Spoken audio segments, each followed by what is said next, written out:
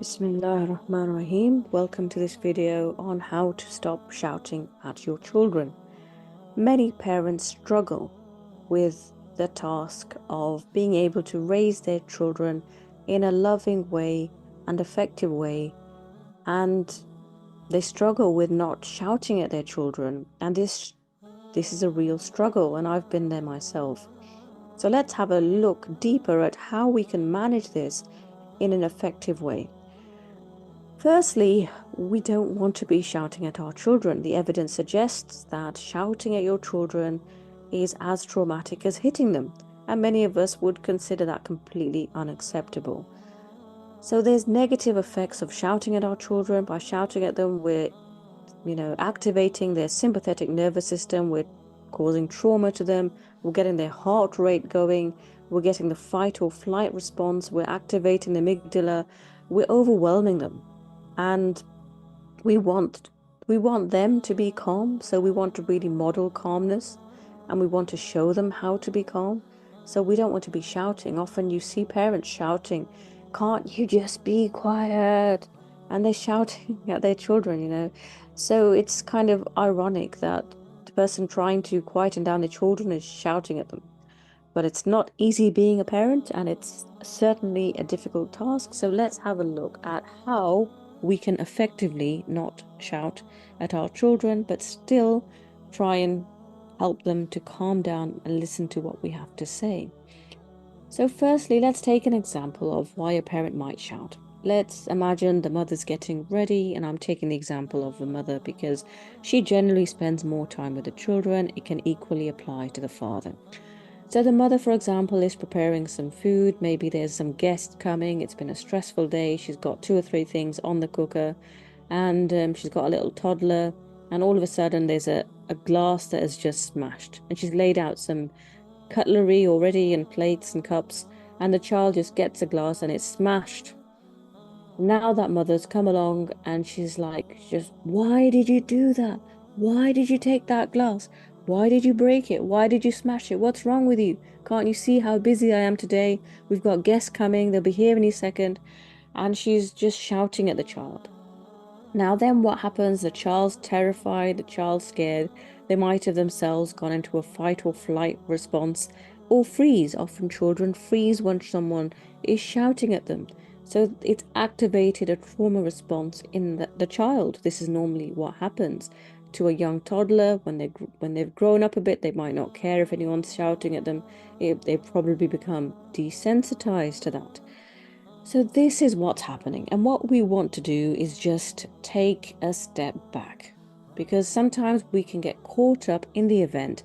It feels like a storm, and it feels like we're completely overwhelmed with what's going on. We're completely overwhelmed with our emotions, and physically, mentally, we just feel this huge amount of anger, frustration, annoyance, and the need to shout just seems quite natural at that time. But a few moments later, maybe 10, 15 minutes later, the mother might calm down, and now she's feeling guilty. Why did I shout at my child? Why did I do that? She might have cleaned up the glass, and now she's just feeling bad and guilty. And then it can go the other way, where now it's like, have these chocolates, have these sweets, have the laptop, have the screen. And it can go completely the other way, where now she's having to overly compensate in a way that may not be that healthy, just to help her offload and deal with that guilt.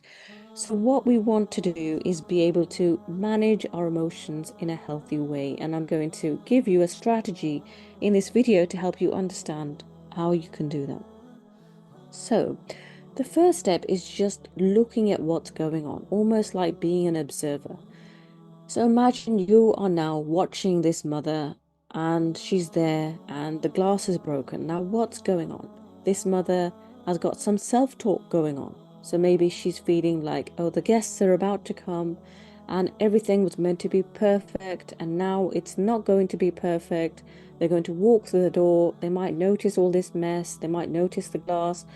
The child might hurt themselves. They might notice that now she's feeling anxiety about her being a bad mother. Maybe I'm such a bad mother. My child might hurt themselves on this sharp glass. The guests are going to come, going to think, where's that glass? Or they might notice all this everywhere. and she's feeling really overwhelmed. She might be feeling unappreciated. Here I am, I've been cooking, cleaning, everything, and this is what's being to me. No appreciation. They can't just sit still for a bit and appreciate that mom's trying to do all this so that we can be a functional family and have a lovely afternoon with guests. They have to ruin everything for me.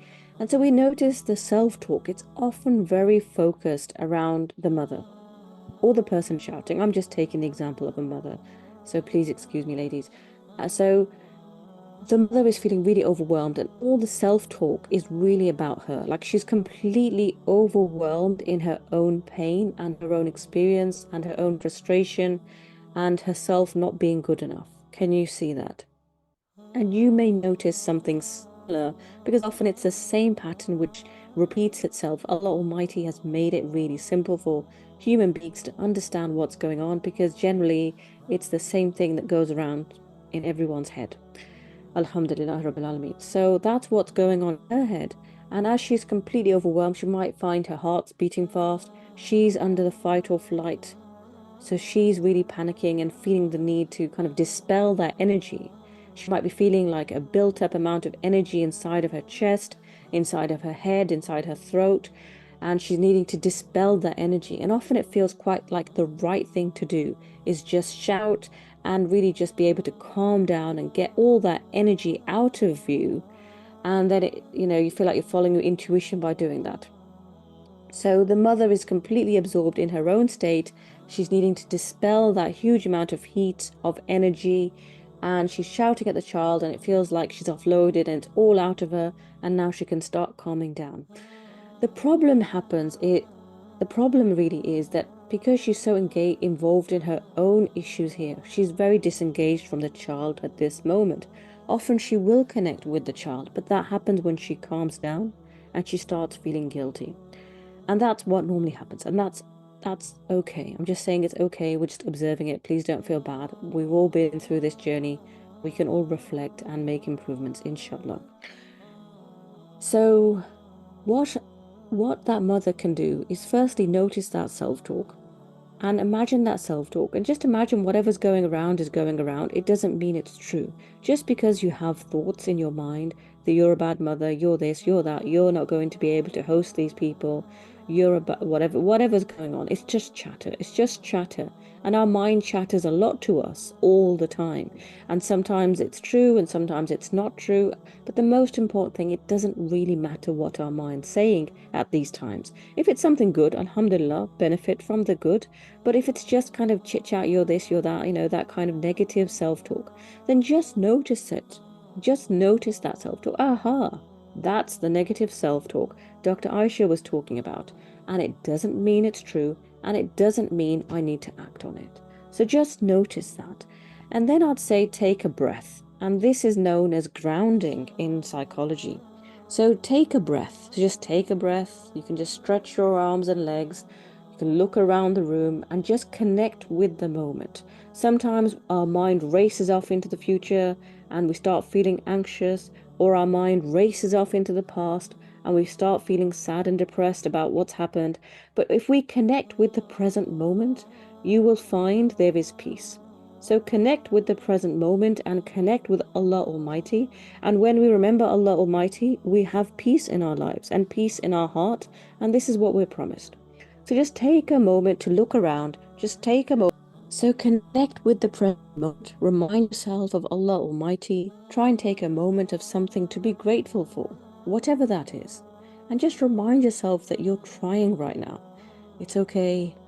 I'm trying, and I'm trying my best. And it's not easy. It's not easy looking after young children. It's not easy being a mother. It's not easy trying to do all these things. And I'm trying, and it's okay. And just take a breath. Just notice your breathing. Notice the present moment. Connect with Allah Almighty, and just try and be grateful.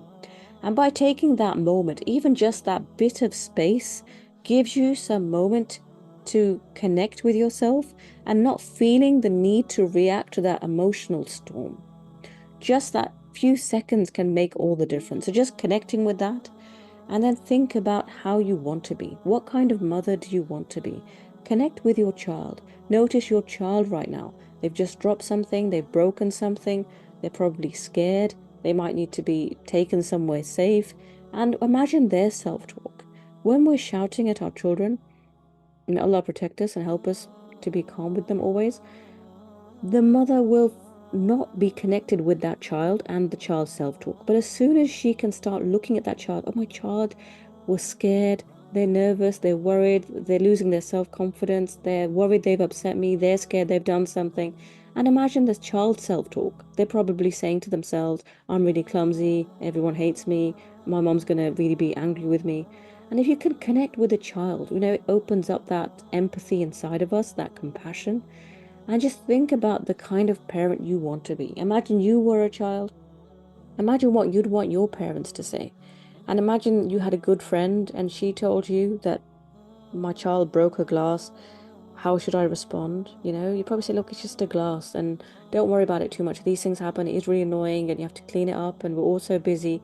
But, in the bigger picture, it really isn't such a big deal. And just try and be grateful. Just be grateful for everything we've got. We've got so many blessings around us, and just smile and just clear it up. And, remind a child when you pick things up, say Bismillah, be careful, and, keep going and just give the child a hug and put them somewhere safe. So I think if we can connect with ourselves, connect with the child, connect to Allah Almighty, and think about how we want to be, inshallah, we'll have a better way of responding to things. I hope that video helps. I hope those tips help. Do let me know how you get along. Take care. Assalamu alaikum wa rahmatullahi wa barakatuh.